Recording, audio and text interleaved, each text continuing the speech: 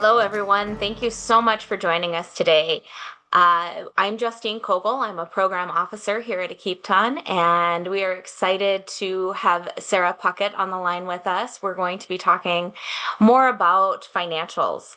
But first, we're going to go over just a little bit about what we do here at Akeepton at our Native Community Development Financial Institute. Go ahead and scroll one forward for me, Don, or all the way, either way. Um, we went clear to the end. It's fine. What we're going to do here today, everyone, we're going to go through the growth and trends of your cattle operation. And Sarah is going to lead us through this. She is a loan officer here with us and has been doing an amazing job educating as well as trying to keep everybody in line and up to date on their record keeping. And we know that that's a very vital part of our organizations. So we're really looking forward to having you here with us. Go ahead and scroll one forward. So our mission here is to transform native agriculture and food economies by delivering creative capital, leading paradigm changes, and enhancing producer prosperity across Indian country. Akiptan is the Lakota word for working together in a cooperative effort and is reflective of our lending policy. One of the big things that we do as a CDFI is to provide loans out to native agricultural producers. However, we can't deposit money, and that's what makes us different than a bank in that sense.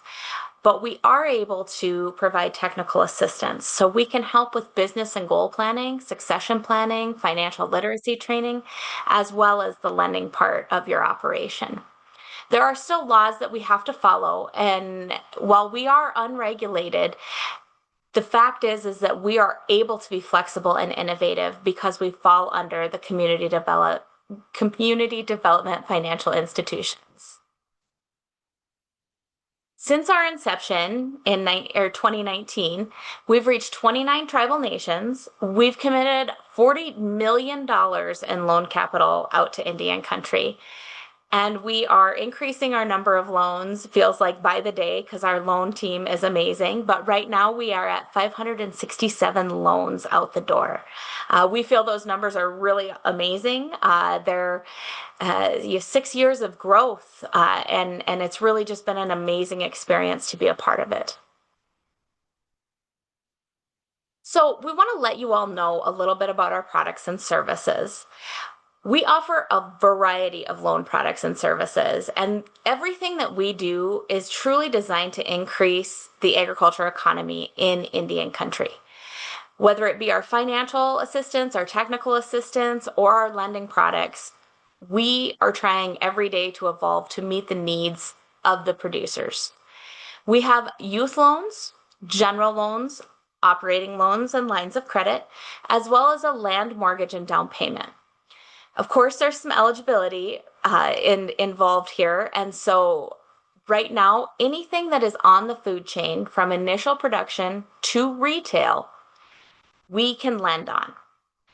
Eligible activities include farming, ranching, fishing, timber, retail, value added, things of that nature. So we want to talk just a little bit about our loan products that we do have. So right now, we're going to start with the youth loan. And one of the things here at Akeepton that we believe is that our kids in agriculture are truly the next step in food security. And so we want to make sure that our youth coming up in agriculture have an amazing experience, have availability to capital, as well as the education to back that up. So you can see on the screen, we have different loan amounts for the different age groups. And they step up to $10,000 for our 16 to 18-year-olds. Part of that is because we want to help teach our youth how important it is to be financially responsible. The youth programs and our youth loan really works great for 4-H or FFA show animals. It can be used for any type of native egg business, and you can also pair this with an FSA youth loan. And I think that's really important to note because this is how we get our kids started to learn the business aspect of what we do. And then we have up to 12 years of repayment. And so everything we do is focused highly on patient capital. And this is just one stepping stone in that. Currently, our loan is paired with our youth-centered financial literacy training curriculum, and we also have that readily available on our website. For our general loan, it fills all the gaps that the other ones don't. You have to be 18 years old to receive this loan. It's an up to 12 years of repayment. The maximum that we can loan is $250,000. The general loan can be used for equipment, transportation, livestock, value-added operations. And of course, with all of our loans, we pair them with technical assistance. We walk side by side with you through that lending process. Operating and line of credit. Again, 18 years old for eligibility, 12 months of repayment. This is kind of what we call that yearly operating line. This meets our short-term needs, and it is a loan that we can fill in gaps. If there's something that doesn't quite fit in what a general loan would be, we can use an operating loan depending on what it is. Things of that nature when we're talking about operating, seed planting, fuel, if we need fence lines, things of that nature, anything to really be operating throughout the year. And this one is our land mortgage and down payment assistance. This is a big deal. Land can be a very complicated issue within Indian country. We are here to help. We have great experience and great lending officers that are here to figure out how we can help you guys to get a land mortgage, to get down payment assistance plans made so you can purchase a larger parcel. There's a lot of different opportunities with this one. This one has a 30-year repayment. Again, it's up to that $250,000. It has a few different uses. We can use it to consolidate interest, to purchase a piece of land, or to purchase land in a building combo for any operating needs. We're very familiar with working in Indian country and the importance of land access and land ownership. And we understand that being able to utilize land as a capital asset is really a huge opportunity. And we are ready to help you guys tap right into that. So when we talk about our repayment styles, this is really what it comes down to, what is so cool about what we do. We have two different unique repayment styles, and they really are part of our patient capital philosophy. So when we talk about the repayment styles, we have a traditional style and we have an interest-only style.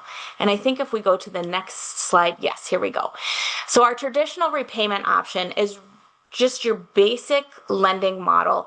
It's blended repayment from the start. You're going to pay principal and interest, and you're going to have longer terms than what you would see at a typical lending institution. And so that's what goes back into having that patient capital and utilizing that approach. This is really great for equipment, infrastructure, and for people who are at their maximum capacity for livestock or putting crops in the ground.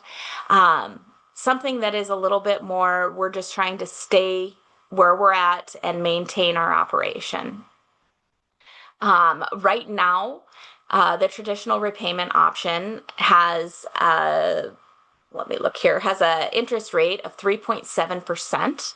And I forgot to mention, guys, on our youth loans, we're at 2.2% interest this month. So that's amazing. When we talk about the blended rate with the traditional repayment, you can see here on our screen what that's going to look like as you pay it back. You're going to pay the principal and interest together. You're going to have a very simple amortization schedule that is very normal to what you would see. However, we do offer the different length of terms on the loan. Go ahead, Don, to the next slide for me. This is the one that I always find really exciting, especially for our growing producers, people who are expanding, people who are beginning farmer ranchers and are trying to build up their operations. So we offer an interest-only repayment. It is 5 years interest only, and then it switches over to principal and interest payments. It is the most unique and innovative approach that we have right now, and it is working so wonderfully for so many of our producers. This allows you as a producer to reinvest the profits back into yourselves, into your operation. It allows you, instead of paying all of the interest plus the principal, it allows you to take that principal part of it and put it back into your operation to grow faster. It's really designed to help you end your balance sheet. And it's just really important to know that this is a great option. Currently, our interest only is 6.2%. So still underneath where standard loans are in the world of commercial banks. It's a little bit higher just because it is that interest only, but it is a great opportunity. So you can see here on the screen, it shows your annual payment stays the same. You're going to pay that annual payment for 5 years, and then we're going to jump into that extended loan period for another 7 years where you're going to pay both the principal and the interest. So this is the last slide before we'll enter into the next, we'll enter into Sarah starting to talk with you guys. But our loan process is 4 steps. And I feel like this is really important to note. When we go in to a loan as a producer, sometimes it can feel overwhelming. We try here at Keepton to keep it very simple and try and help you walk through those steps together. The first step is going to be the discovery and intake, and that's really getting to know you as a client and you getting to know us as a lending team. It'll be completing an intake form, going through your eligibility, setting up a checklist, so that way we can gather all of the information that we will need. The second step is our technical assistance and truly completing that application. Because with any type of financial lending, there's going to be forms and we can't get around that. So we do help you complete every form and then get all of the submitted materials required. We have to complete financial projections, business goal planning, and all of those type of things. But the difference is you get to do it with the loan officer right there with you. We're going to work with you on financial literacy, any type of credit building. We have webinars like this year round.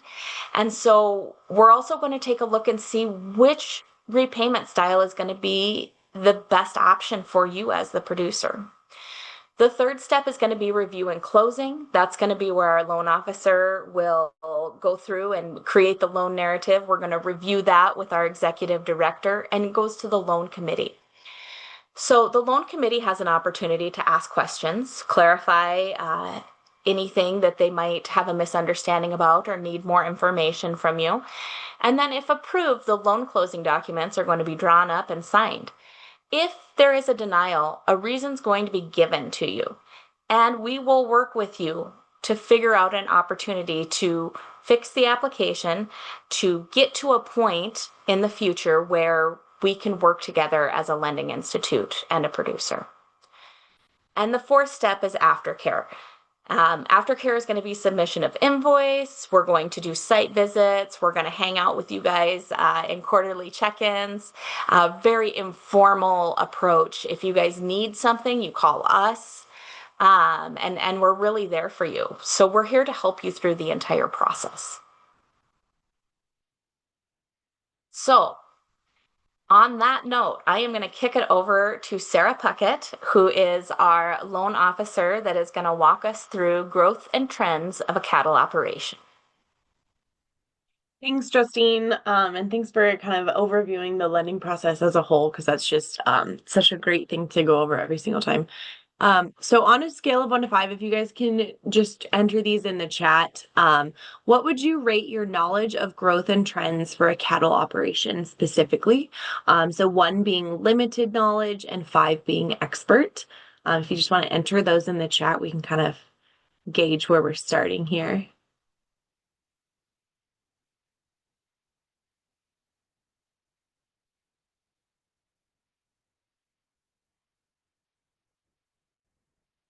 Couple ones. And 1 is totally fine. I mean, we have to start with our knowledge base somewhere. So don't be shy if it's a 1.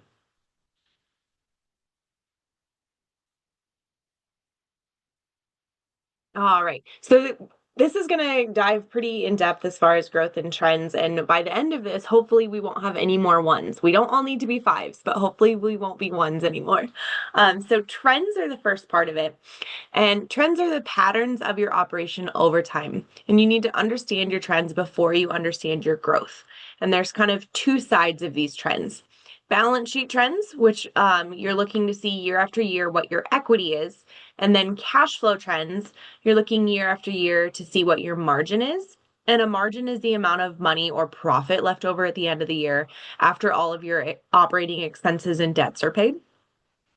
So essentially, trends are where you are this year, where you are last year, or where you were last year, where you were the year before that. It's just the specific years kind of on their own, just as far as like where you are. So equity trends come, which is the balance sheet trends portion of this. Equity trends come from a combination of asset trends and liability trends. So I know we had the 2 things that we broke them down into in the last slide, balance sheet trends and cash flow trends. The balance sheet trends are then broken down again into equity, asset, and liability. And hopefully you were on our balance sheet webinar, and so you'll know that the balance sheet itself is made up of equity, assets, and liabilities. And so that's kind of where those 3 breakouts come from on these. So, for example, when you first started your operation, your equity was likely at 0 because you don't have anything coming into this. So then when you went to purchase your first set of cows, you might have had a 2% equity with the difference between the value of the cows and the loan you took out for them. So just using round numbers here, if you took out a $100,000 loan for your cows, and you had 100 and oh, the math is getting away from me here now. $102,000 was the actual price, and you just got like a discount for purchasing a bulk amount of cows. That $2,000 that is going to be the difference there as far as the equity. That's where that 2% equity comes from, is like you own technically 2% of those cows that the bank doesn't own. Then after a year of paying your loan, your equity might have gone up to 10% with the loan decreasing, but the cows staying the same or increasing in value as the market is right now. So for example, if you made a $10,000 payment, that was your payment on those cows, then you only owe like roughly $92,000, just kind of again, spitballing some numbers here with the interest. So let's say you only owe $92,000 on those cows, but they're still worth 102. So then you have $10,000 of equity that you're dealing with there.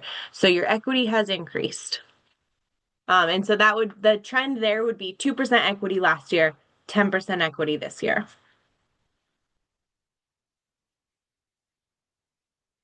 And if you have any questions while we're going through this, by all means, just toss them in the chat and we'll pause and answer those questions for you. All right. So then this is just kind of a visual on the balance sheet trends. This is what we pulled out of our internal Excel spreadsheet. And so this is what we look at when we're pulling your numbers. Basically shows us the past couple years and then the current year that we're working in to just see side by side how much you had in machinery and equipment when you started in 2022 or how much you had last year, and just kind of gives us a visual on all 3 of those years put together.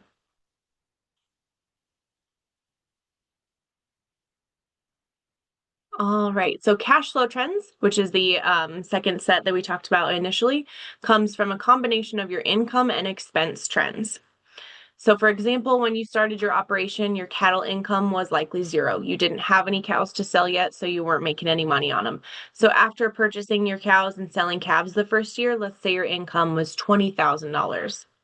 And that would be your trend for the first year, would be that 20,000.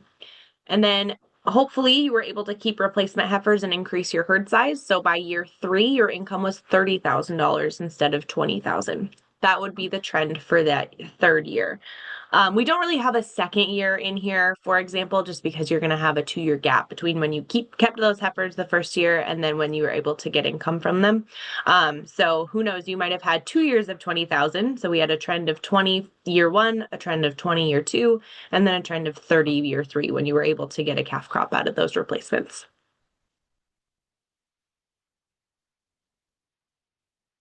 All right, and then again, here's a visual on those income and expense trends. Again, we pulled these from our internal document, so this is what we look at when we work on your loans and your numbers.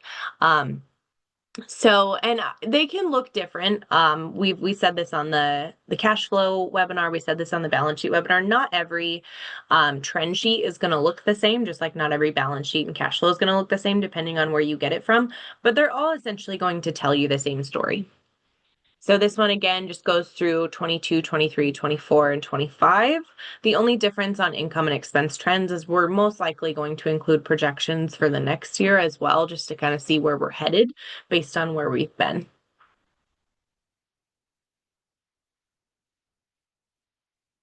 All right, so then growth. So now that we know what the trends are, and then again, if we have any questions on trends, I know it seems kind of weird to call them trends when we're only looking at 1 year at a time, but if you have any questions on that, please send them in the chat. So then growths are where we are now versus where we started. Growths can be positive or negative. So overall equity growth is kind of the balance, like how we had the balance sheet trends versus the cash flow trends. This is going to be similar with just growth. The overall equity growth comes from the difference between the increase or decrease in assets and liabilities over a period of time. So this is going to come from that balance sheet. And then the margin growth comes from the difference between the increase or decrease of income and expenses over that same period of time. And so this is going to come from that cash flow.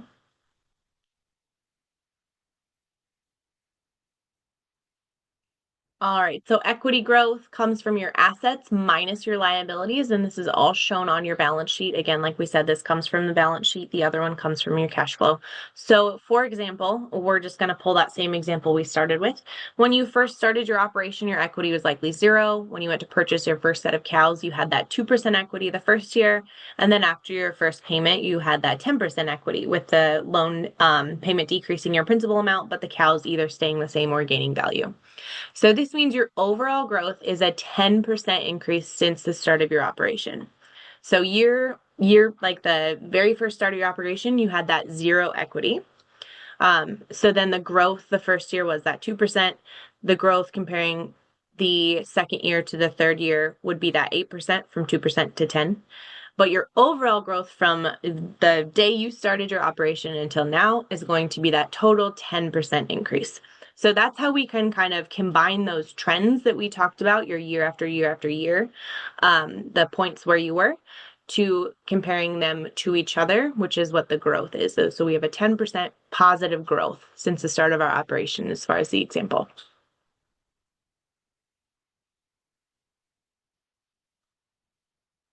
All right, and then margin growth, again, this is coming from your cash flow.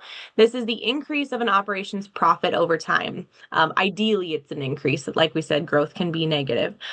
So this is indicating improved financial health and operational efficiency. We'll stick with that same example we had on the cash flow trends. So when you first started your operation, your cattle income was likely zero. After purchasing your cows and selling calves the first year, your income was 20,000. Like we said, we can kind of input that maybe year 2 was also 20,000 because you hadn't gotten any calf crop from your replacements. But then year 3, you had that $30,000. So this means your overall income growth was $10,000 since the start of your operation, which will help contribute to margin increase. So hoping that your expenses did not also increase by an entire 10,000, then we're going to say that we probably had a margin increase. And that's kind of the game we play is that is our margin growth positive? Because if it is going to be positive, then our income growth has to be higher than our expense growth.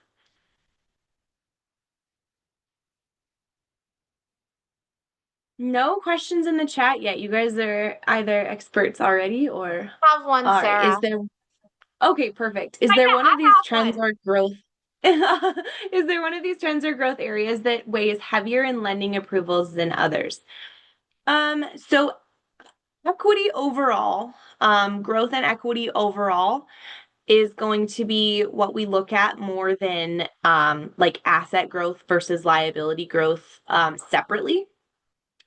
Because we understand that yeah, you might have increased your liabilities by $100,000 in the past year, which seems a little scary to a lender. And that might be matched with, $105,000 of assets.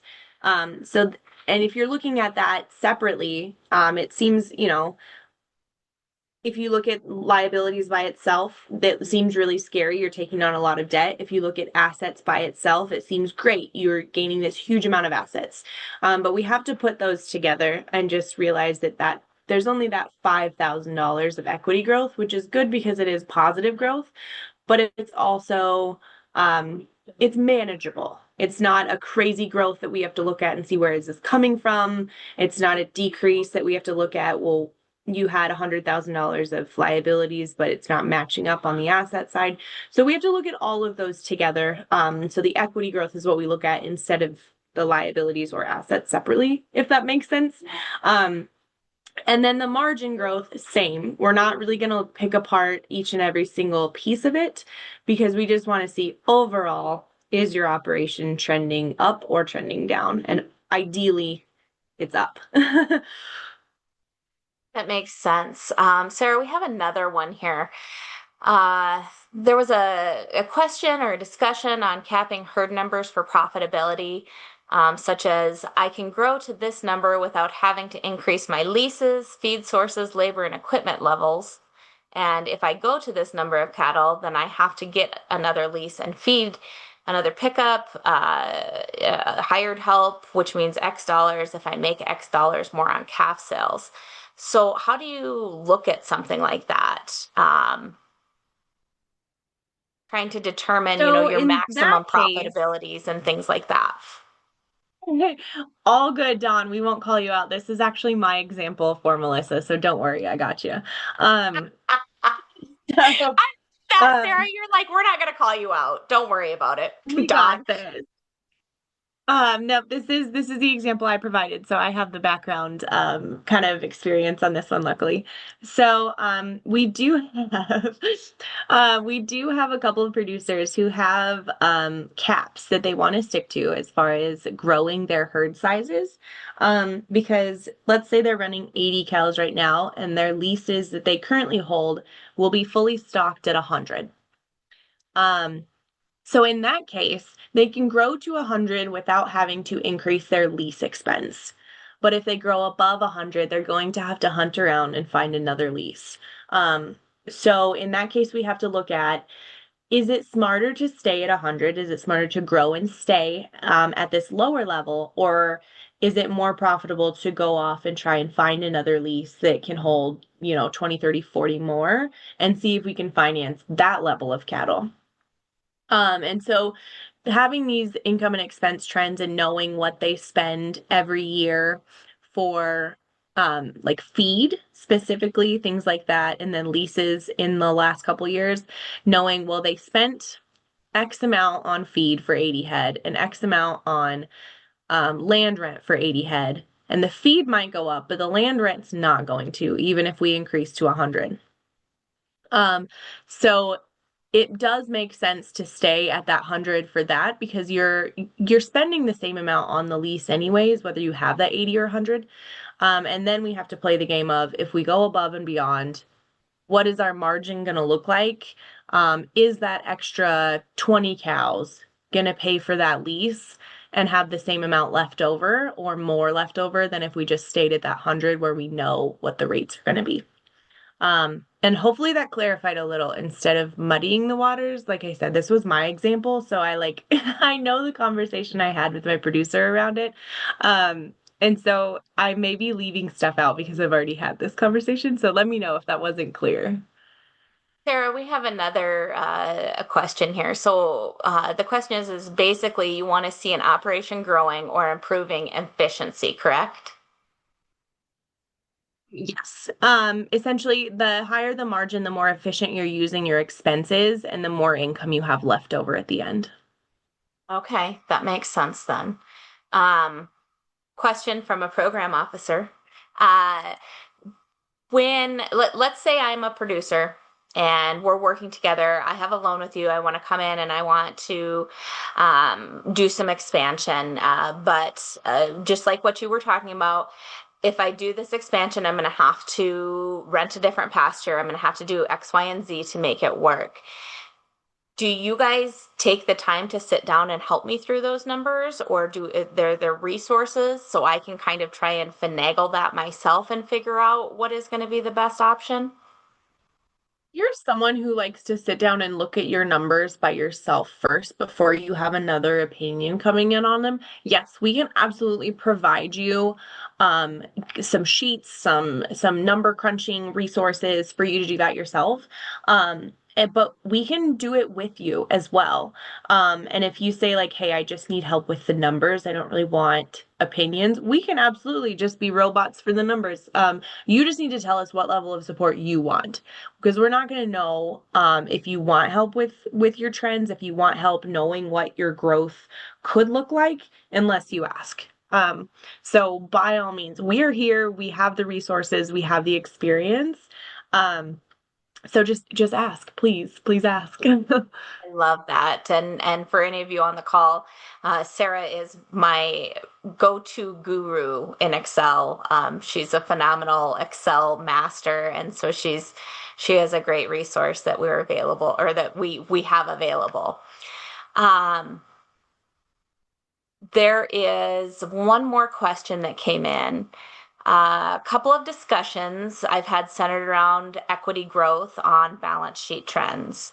They're mentioning that it looks good now, but they're in the cattle market, and if the cattle market goes down, then their equity will shrink as well. How is that looked at?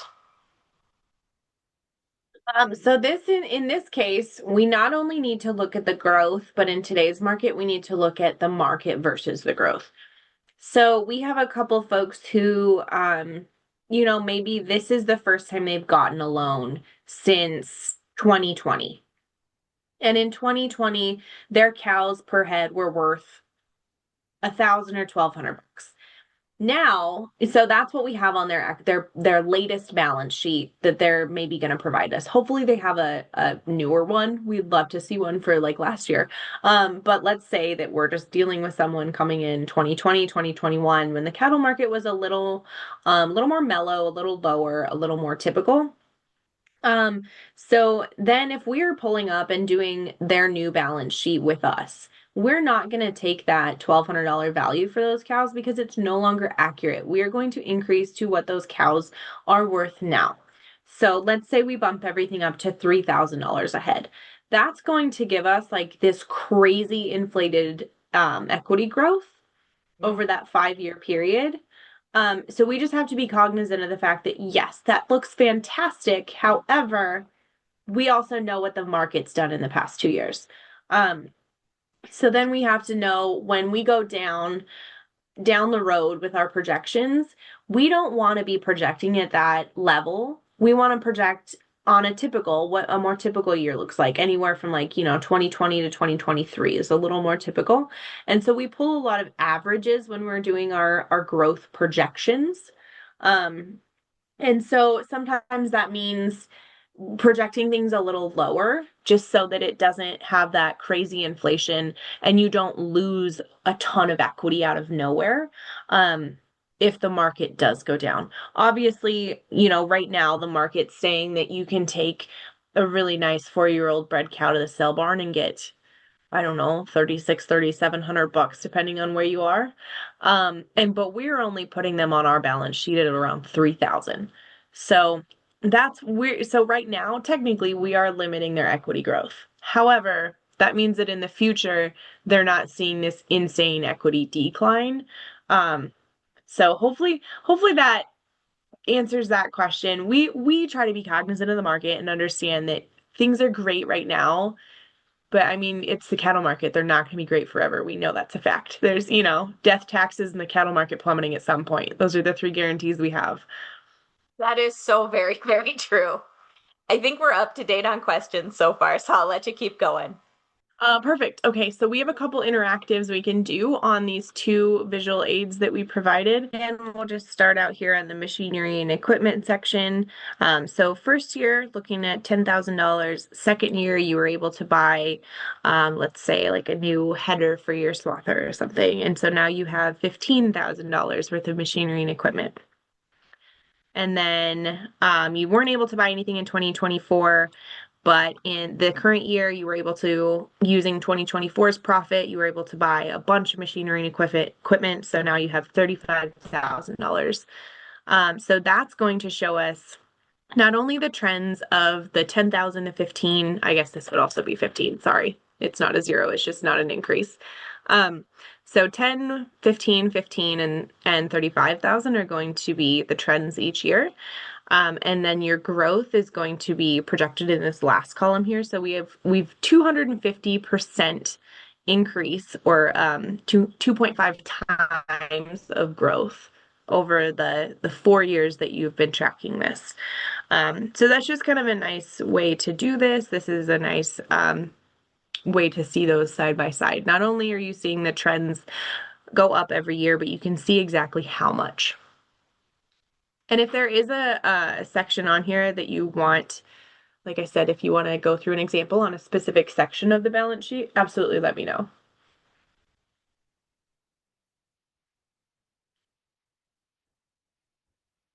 And again, I can't see the chat right now, so are we good?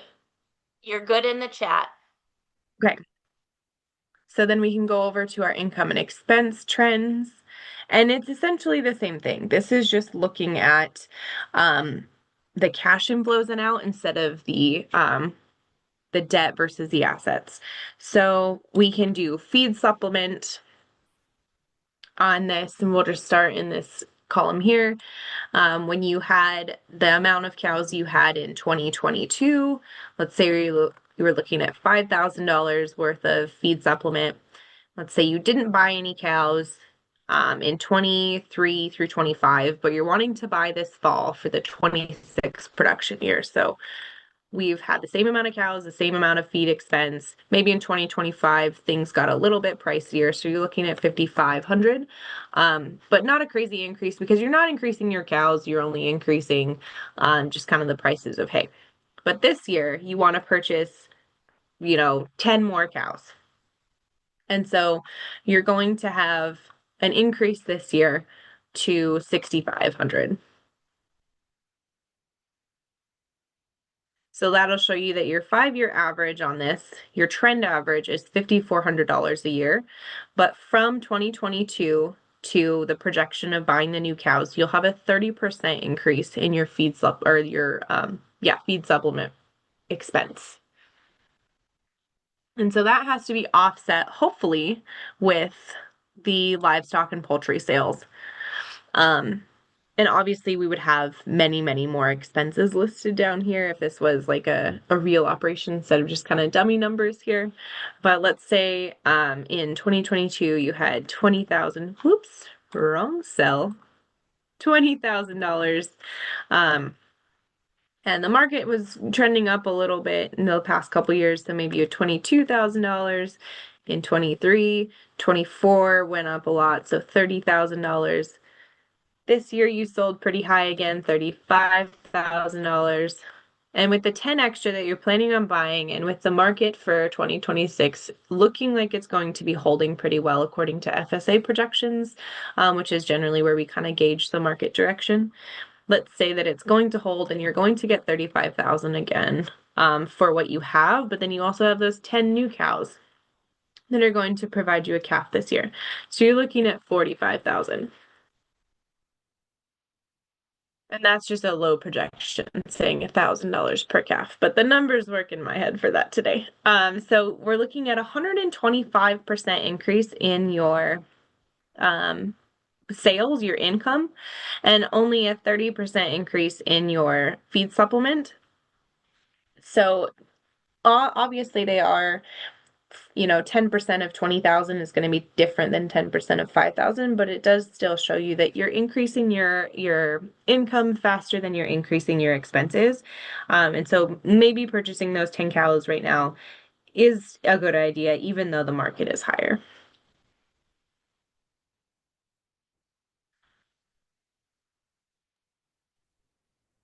You're still good with no questions yet. So I'm just either on my A game today or people just don't want to chat.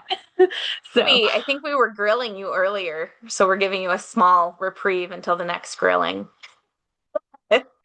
yeah, and so like you never know, maybe someone else has a question on the same section of a trend sheet that you do. By all means, ask the questions. We're never going to say no to questions. So if you have one, don't be shy in the chat.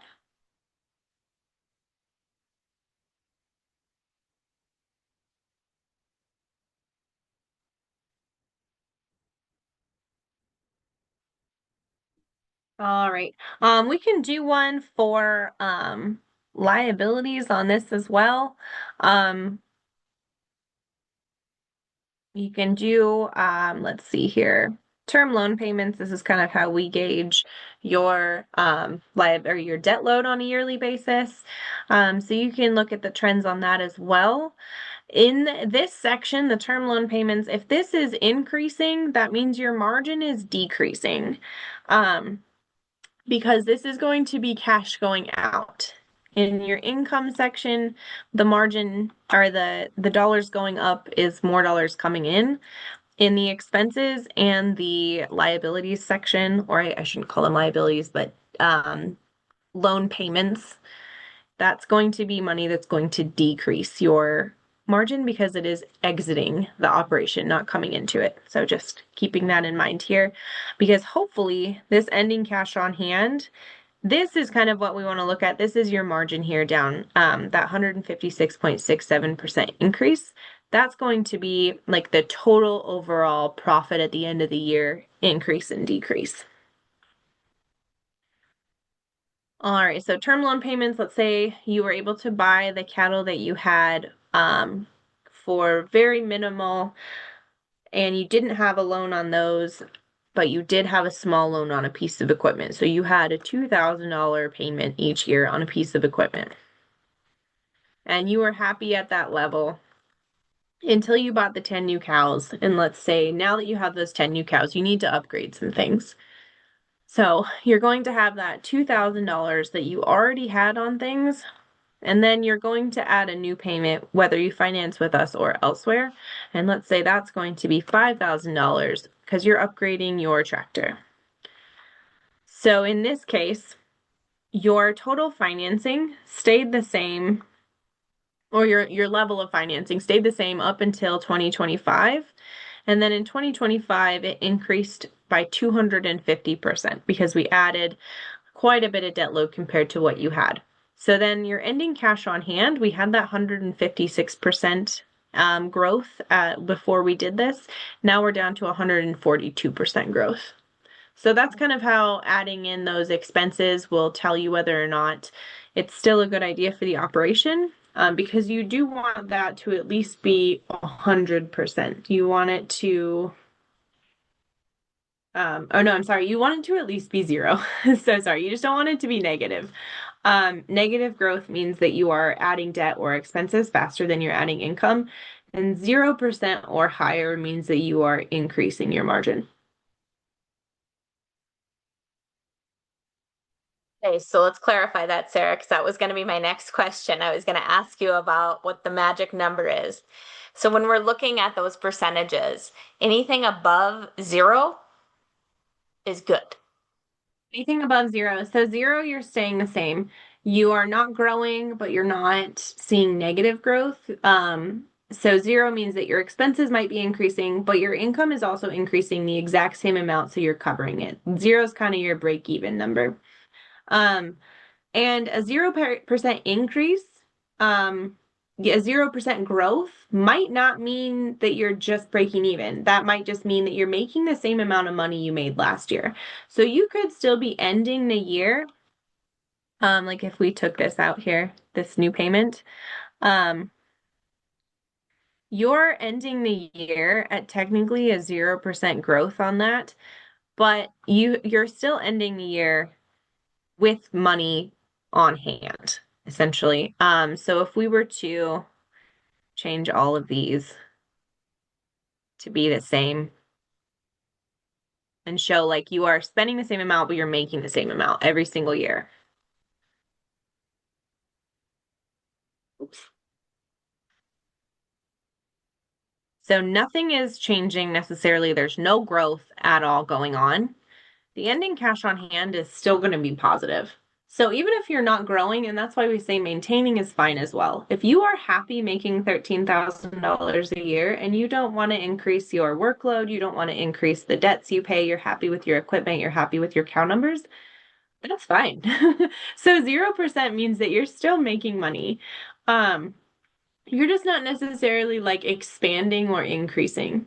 And again, that's fine with us. If you're happy where you are, we're happy with where you are. We're not going to force you to grow if it's not something that you're interested in or not something that you feel that you're capable of and you can't make it feasible for your operation. So 0% is still making money, 0% is fine. Anything above 0%, we're absolutely happy with as well.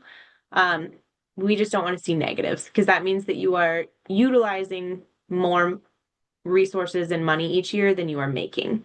So eventually, anything that you were making in past years is going to dry up, and then we're going to have situations where you can't cover all of your expenses. That makes sense. Thank you. Mhm.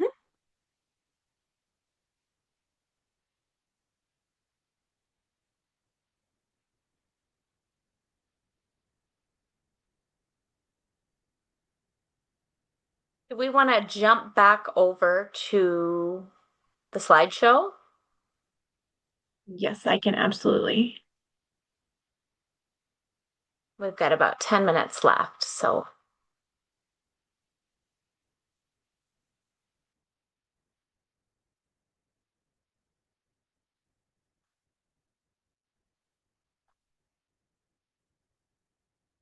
All right, sorry, I was making sure everything closed out properly on this.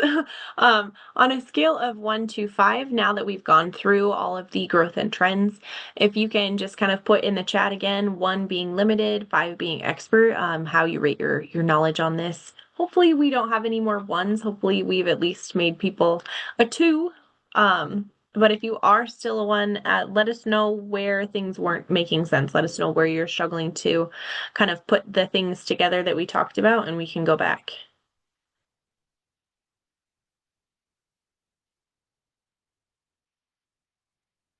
it's like everybody's learning something from you today, Sarah. That's the plan. That's the idea when we come into these. So as long as we don't have any ones, then um yeah, jumping in and using it to get familiar is always great. Again, not every growth and trends sheet looks like ours. You can find many, many examples of these online. And they'll all get you the same information. I like to think that ours are the best, but I'm sure there's some out there that are absolutely phenomenal as well. And they might even be more user friendly, because we have to look at things from like a lender perspective. They might have some resources out on the internet that are really producer oriented. Excellent. I love that. Well, Sarah, thank you. Thank you so much for putting this all together and walking us all through growth and trends on a cattle operation. I think this is so very important. It's something that I feel like we as producers, I'm talking collectively because we are also producers, we don't sit down and focus on this enough. And now I understand more about the importance of why it is important to look at your growth and trends to see where you are and what you have capability to do, where you can improve efficiencies, like we talked about earlier, as well as potential growth. Perfect. So, you guys, that closes out that part of our webinar today, and I want to thank you all for being here with us. The last little bit of housekeeping we want to do is go through some available links. This right here, if you guys have your phone, go ahead and scan that QR code. This has all of our resources on it. It's got the balance sheet, it's got the cash flow sheet. It also has a multitude of our other resources that we provide. The things that we were just looking at here are also on that. So feel free to jump on that. If you don't know how to use a QR code, don't worry, I don't either. I'm just learning. So I went ahead and dropped our website right into the chat. You can click on there and go to our resources from the website. Go ahead and go to the next slide for me. These are our curriculums. You guys can also find these on our website. We have different ones set up. We have a guide for cattle ranchers, introducing native agribusinesses, as well as a young entrepreneur's guide to native agriculture. So if you have kids interested in native ag businesses, check these out. They are great tools to help set you up for success. These are booklets that we have created, and I love these because they're near and dear to my heart. They are very much focused on succession planning, transition type planning, what's going to happen to your operation next. So if you guys are interested in doing some of those things, this guide will walk you through questions to ask, steps to take. Our rancher record keeping book is something that I would like to shove in my husband's face every day. I say that with the kindness and love in my heart for him. It is a wonderful resource that we have put together for ranchers, whether you be a cattle rancher, a bison rancher, sheep. But it has all the areas in it for you for the year to fill out: vaccination schedules, how much hay did you make, how much hay did you feed, preg checking records, birth records, all of that in one place instead of in the jockey box of a pickup if you're anything like our family. So definitely check those resources out as well. We have another webinar coming up. It is on December 17th. It is called From the Field, Voice of Agriculture. I'll be on it. Don will be on it. So if you guys want to join us, put that on your calendar. Go ahead and get registered today using that QR code. Very excited. Our 2026 webinar lineup is on the way, and we are doing some really amazing stuff coming forward. So stay tuned for that. I dropped the recordings link into our chat earlier. If you want to go back and see what we've done, or you want any information, we have an abundance of information on our site. And there's free financial information on our website as well. Here's where I'm going to stop you. You're not allowed to get off the call until you click on the feedback survey. QR code this, use your phone, turn it on the camera thing, and QR code this. Your feedback means the world to us. We want to know where we can improve. We want to know what you liked. We want to know what you want to hear next. So please, please, please fill that feedback survey, or else we can't get off this call. So just kidding, we can get off the call, but we really do treasure your feedback. Oh, and there is a chance to win some of our Keep Ton swag, which is amazing, and we love. My whole family sports it whenever we have a chance to. So definitely click that QR code open and fill out that survey. It's a 2-minute survey. And last but not least, sign up for our newsletter. This has all sorts of information in it. We share partner information, we share what we're doing, we share success stories, how to utilize our programs. It's really an awesome resource that comes out quarterly. You can go ahead and scan that QR code, sign up for it there. You can email us to get on the newsletter listing, and we'll go ahead and get you taken care of. Last but not least, we just want to thank you all for being here with us today. Like I said, the recordings for this entire series will be up on the website It'll probably be next week because this is a holiday week here. But if you have any questions at all, ever, please get a hold of us. We are readily available and here to truly help. We want to thank you guys all for being here today, and I hope you have a wonderful, wonderful afternoon.